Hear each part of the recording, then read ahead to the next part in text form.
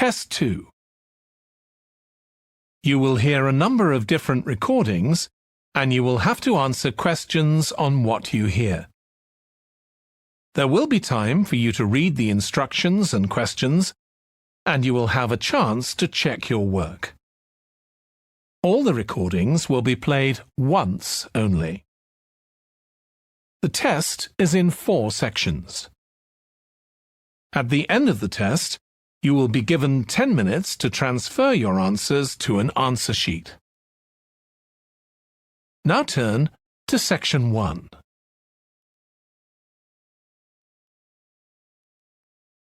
Section 1. You will hear a woman phoning the secretary of a cycling club to find out about becoming a member. First, you have some time to look at questions 1 to 6.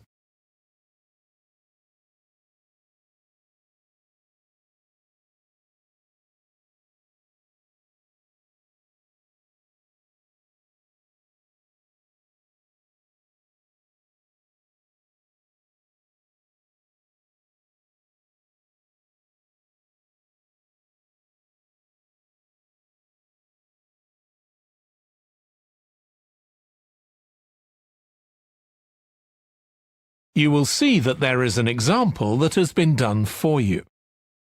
On this occasion only, the conversation relating to this will be played first. Hello, South City Cycling Club. Oh, hi. I want to find out about joining the club. Right, I can help you there. I'm the club secretary and my name's Jim Hunter. Oh, hi, Jim. The club secretary's name is Jim Hunter, so Hunter has been written in the space. Now we shall begin. You should answer the questions as you listen, because you will not hear the recording a second time. Listen carefully and answer questions 1 to 6. Hello, South City Cycling Club. Oh, hi. I want to find out about joining the club. Right, I can help you there. I'm the club secretary and my name's Jim Hunter. Oh, hi, Jim. So, are you interested in membership for yourself? That's right. Okay, well, there are basically 2 types of adult membership. If you're pretty serious about cycling, there's the full membership. That costs $260, and that covers you not just for ordinary cycling, but also for races both here in the city and also in other parts of Australia. Right. Well, I'm not really up to that standard. I was more interested in just joining a group to do some cycling in my free time. Sure, that's why most people join. So in that case, you'd be better with the recreational membership. That's $108 if you're over 19 and $95 if you're under. I'm 25. Okay. It's paid quarterly and you can upgrade it later to the full membership if you want to, of course. Now, both types of membership include the club fee of $20. They also provide insurance in case you have an accident, though we hope you won't need that, of course. No. Okay, well, I'll go with the recreational membership, I think, and that allows me to join in the club activities and so on? That's right. And once you're a member of the club, you're also permitted to wear our kit when you're out cycling. It's green and white. Yes, I've seen cyclists wearing it. So can I buy that at the club? No, it's made to order by a company in Brisbane. You can find them online. They're called Jerry's. That's Jerriz. You can use your membership number to put in an order on their website. Okay. Now, can you tell me a bit about the rides I can do? Sure. So we have training rides pretty well every morning, and they're a really good way of improving your cycling skills as well as your general level of fitness. But they're different levels. Level A is pretty fast. you're looking at about 30 or 35 kilometres an hour. If you can do about 25 kilometres an hour, you'd probably be level B. And then level C are the novices who stay at about 15 kilometres per hour. Right. Well, I reckon I'd be level B. So when are the sessions for that level? There are a couple each week. They're both early morning sessions. There's one on Tuesdays, and for that one you meet at 5:30 a.m, and the meeting point's the stadium. Do you know where that is? Yes, it's quite near my home, in fact. OK, and how about the other one? That's on Thursdays.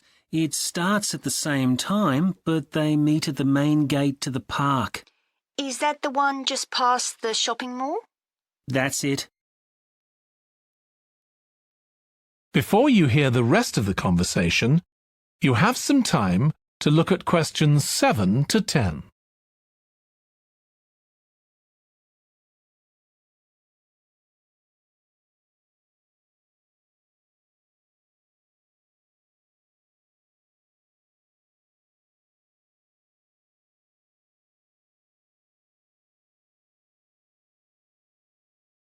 Now listen and answer questions 7 to 10. So how long are the rides? They're about an hour and a half, so if you have a job, it's easy to fit in before you go to work.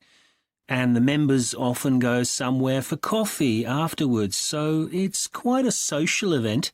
OK, that sounds good. I've only just moved to the city, so I don't actually know many people yet. Well, it's a great way to meet people. And does each ride have a leader? Sometimes, but not always. But you don't really need one. The group members on the ride support one another anyway. How would we know where to go? If you check the club website, you'll see that the route for each ride is clearly marked. So you can just print that out and take it along with you. It's similar from one week to another, but it's not always exactly the same. And what do I need to bring? Well, bring a bottle of water and your phone. You shouldn't use it while you're cycling, but have it with you. Right. And in winter, it's well before sunrise when we set out, so you need to make sure your bike's got lights. That's OK. Well, thanks, Jim. I'd definitely like to join. So what's the best way of going about it? You can... That is the end of section 1. You now have half a minute to check your answers.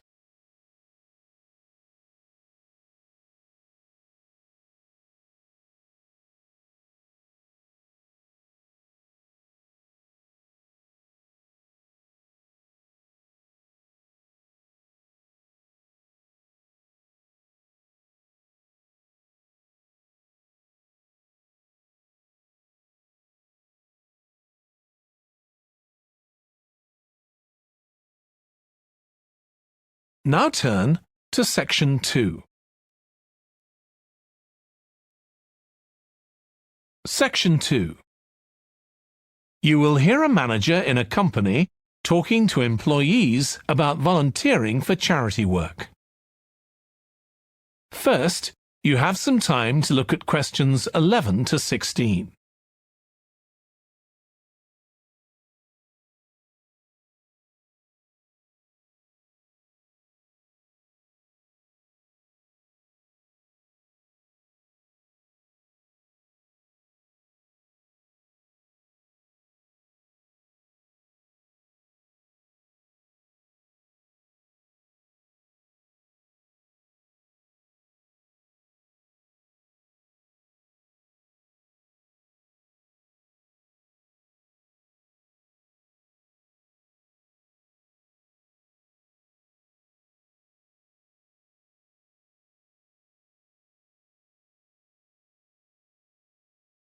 Now listen carefully and answer questions 11 to 16. Thanks for coming, everyone. Okay, so this meeting is for new staff and staff who haven't been involved with our volunteering projects yet. So, basically, the idea is that we allow staff to give up some of their work time to help on various charity projects to benefit the local community. We've been doing this for the last 5 years, and it's been very successful. Participating doesn't necessarily involve a huge time commitment. The company will pay for 8 hours of your time. That can be used over 1 or 2 days all at once, or spread over several months throughout the year. There are some staff who enjoy volunteering so much, they also give up their own free time for a couple of hours every week. It's completely up to you. Obviously, many people will have family commitments and aren't as available as other members of staff. Feedback from staff has been overwhelmingly positive. Because they felt they were doing something really useful, nearly everyone agreed that volunteering made them feel more motivated at work. They also liked building relationships with the people in the local community and felt valued by them. 1 or 2 people also said it was a good thing to have on their CVs. One particularly successful project last year was the Get Working project. This was aimed at helping unemployed people in the area get back to work. Our staff were able to help them improve their telephone skills, such as writing down messages and speaking with confidence to potential customers, which they had found quite difficult. This is something many employers look for in job applicants, and something we all do without even thinking about every day at work. We've got an exciting new project starting this year. Up until now, we've mainly focused on projects to do with education and training, and we'll continue with our reading project in schools and our work with local charities. But we've also agreed to help out on a conservation project in Redfern Park. So if any of you fancy being outside and getting your hands dirty, this is the project for you. I also wanted to mention the annual Digital Inclusion Day, which is coming up next month. The aim of this is to help older people keep up with technology. And this year, instead of hosting the event in our own training facility, we're using the ICT suite at Hill College, as it can hold far more people. We've invited over 60 people from the Silver Age Community Center to take part, so we'll need a lot of volunteers to help with this event. If you're interested in taking part, please go to the volunteering section of our website and complete the relevant form. We won't be providing any training for this, but you'll be paired with an experienced volunteer if you've never done it before.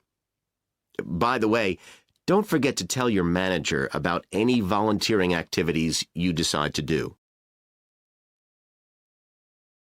Before you hear the rest of the talk, you have some time to look at questions 17 to 20.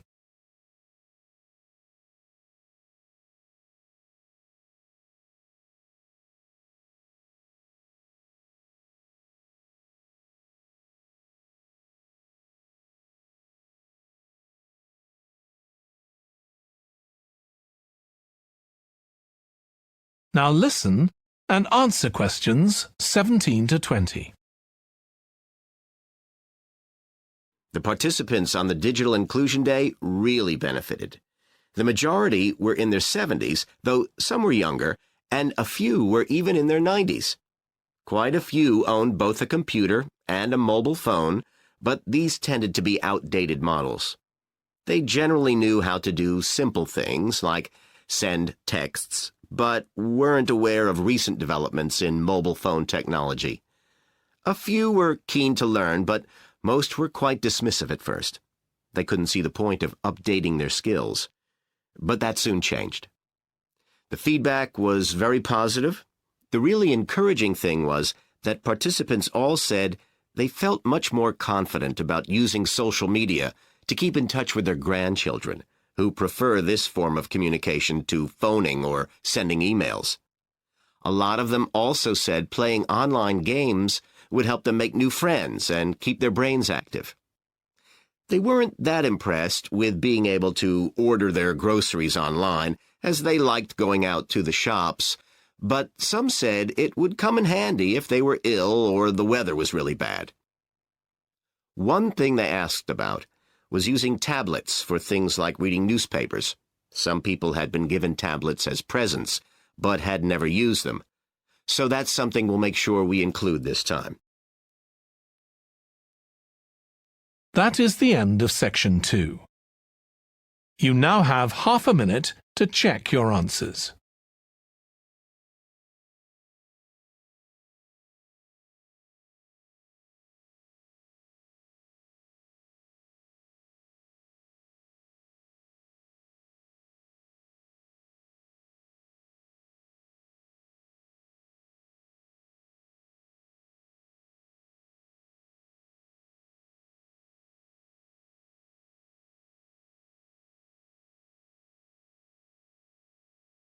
Now turn to section 3. Section 3. You will hear a student called Russ consulting his tutor about a presentation he is preparing on nanotechnology, the study of materials on an extremely small scale. First, you have some time to look at questions 21 to 25.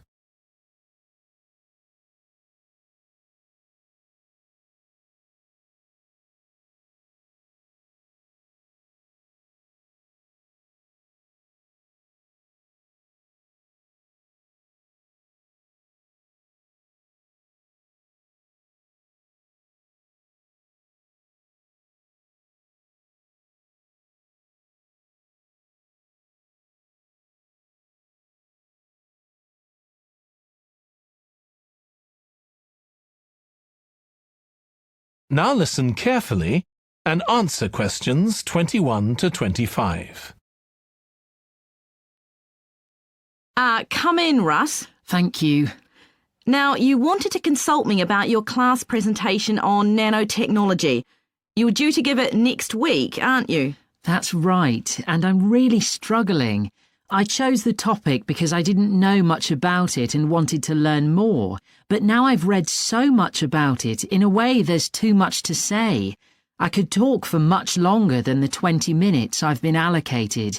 Should I assume the other students don't know much and give them a kind of general introduction, or should I try and make them share my fascination with a particular aspect? You could do either, but you'll need to have it clear in your own mind. Then I think I'll give an overview. OK. Now, one way of approaching this is to work through developments in chronological order. Uh-huh. On the other hand, you could talk about the numerous ways that nanotechnology is being applied. You mean things like thin films on camera displays to make them water repellent and additives to make motorcycle helmets stronger and lighter? Exactly. Or another way would be to focus on its impact in one particular area, say medicine or space exploration. That would make it easier to focus. Perhaps I should do that. I think that would be a good idea. Right. How important is it to include slides in the presentation? They aren't essential by any means, and there's a danger of tailoring what you say to fit whatever slides you can find.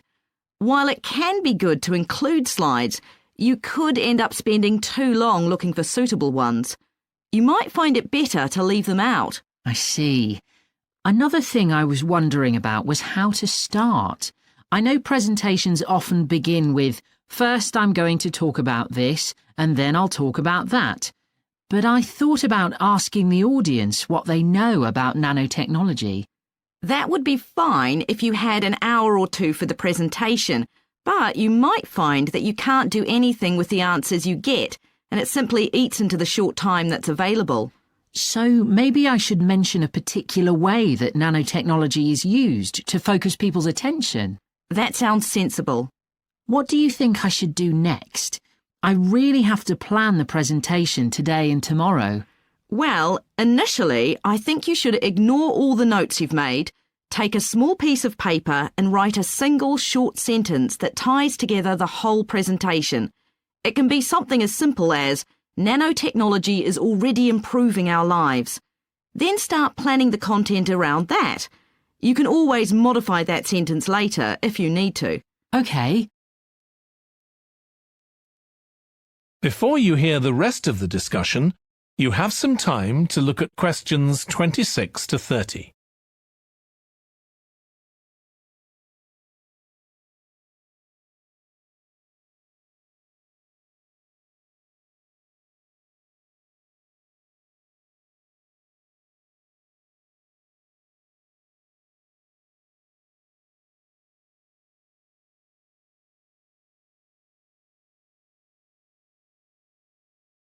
Now listen and answer questions 26 to 30.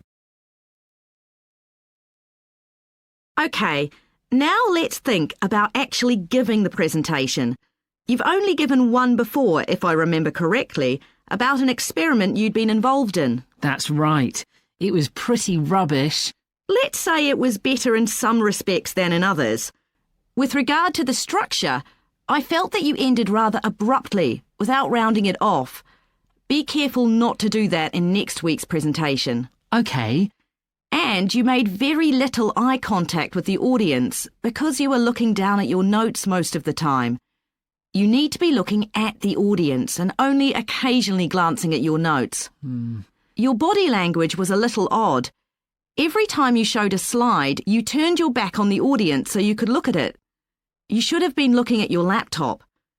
And you kept scratching your head, so I found myself wondering when you were next going to do that, instead of listening to what you were saying. Oh dear.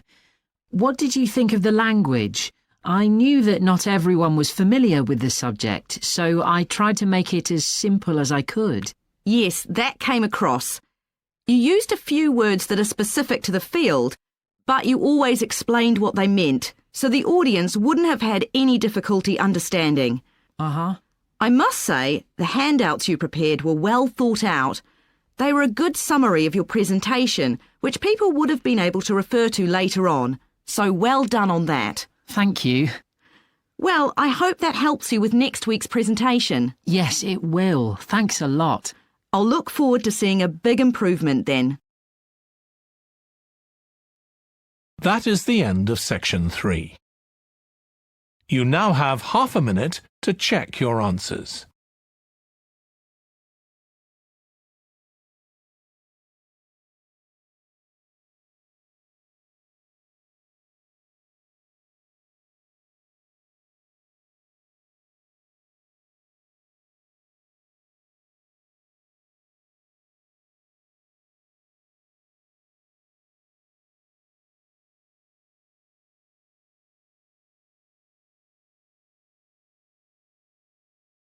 Now turn to section 4. Section 4. You will hear a lecturer in psychology talking about a type of memory. First, you have some time to look at questions 31 to 40.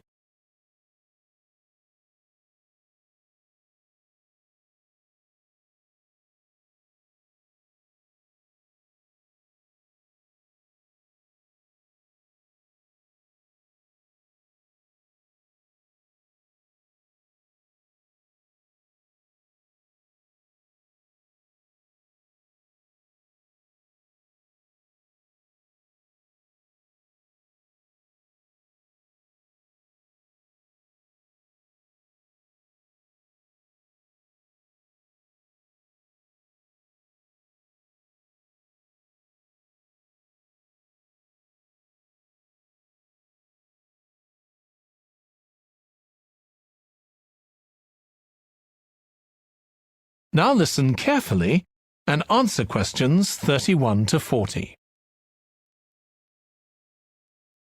Today, we'll be continuing the series of lectures on memory by focusing on what is called episodic memory and what can happen if this is not working properly. Episodic memory refers to the memory of an event or episode.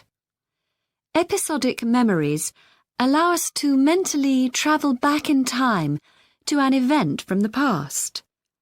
Episodic memories include various details about these events, For example, when an event happened and other information, such as the location. To help understand this concept, try to remember the last time you ate dinner at a restaurant.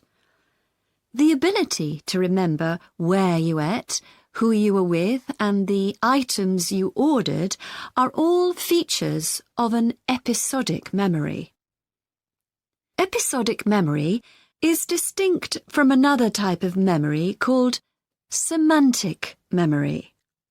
This is the type of factual memory that we have in common with everyone else. That is your general knowledge of the world. To build upon a previous example, remembering where you parked your car is an example of episodic memory. But your understanding of what a car is and how an engine works are examples of semantic memory. Unlike episodic memory, semantic memory isn't dependent on recalling personal experiences. Episodic memory can be thought of as a process with several different steps of memory processing, encoding, consolidation, and retrieval. The initial step is called encoding.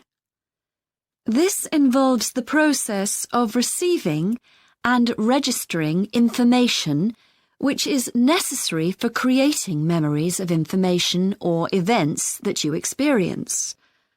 The degree to which you can successfully encode information depends on the level of attention you give to an event while it's actually happening. Being distracted can make effective encoding very difficult.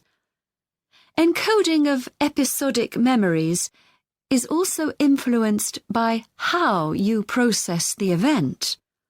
For example, if you were introduced to someone called Charlie, you might make the connection that your uncle has the same name. Future recollection of Charlie's name is much easier if you have a strategy to help you encode it. Memory consolidation, the next step in forming an episodic memory, is the process by which memories of encoded information are strengthened, stabilized, and stored to facilitate later retrieval. Consolidation is most effective when the information being stored can be linked to an existing network of information.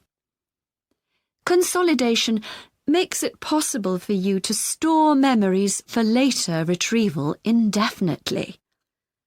Forming strong memories depends on the frequency with which you try to retrieve them. Memories can fade or become harder to retrieve if they aren't used very often. The last step in forming episodic memories is called retrieval, which is the conscious recollection of encoded information.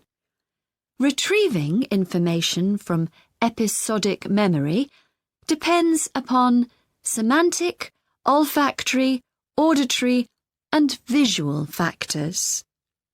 These help episodic memory retrieval by acting as a prompt. For example, when recalling where you parked your car, you may use the colour of a sign close to where you parked. You actually have to mentally travel back to the moment you parked.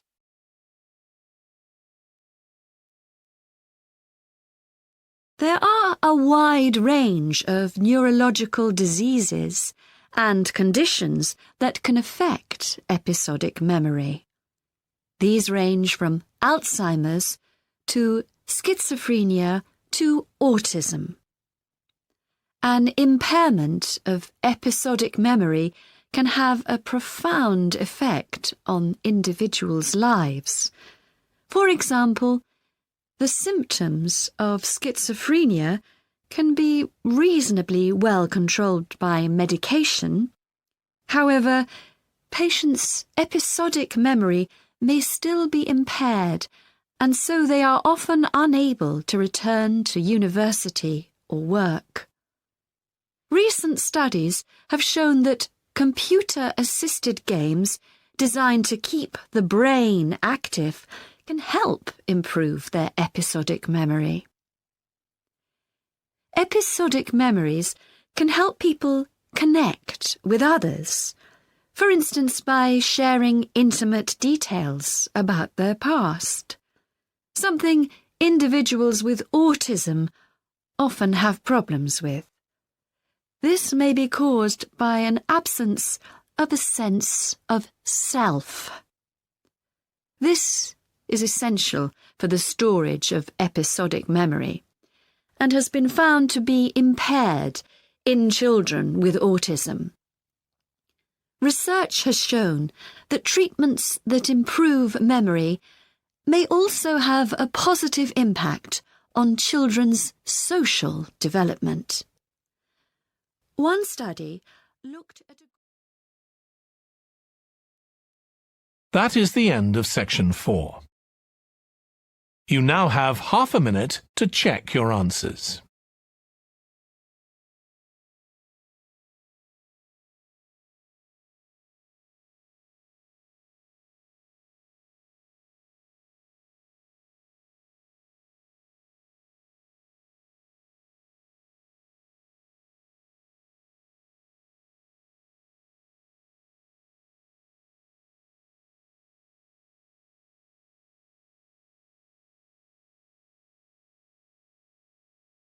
That is the end of the listening test.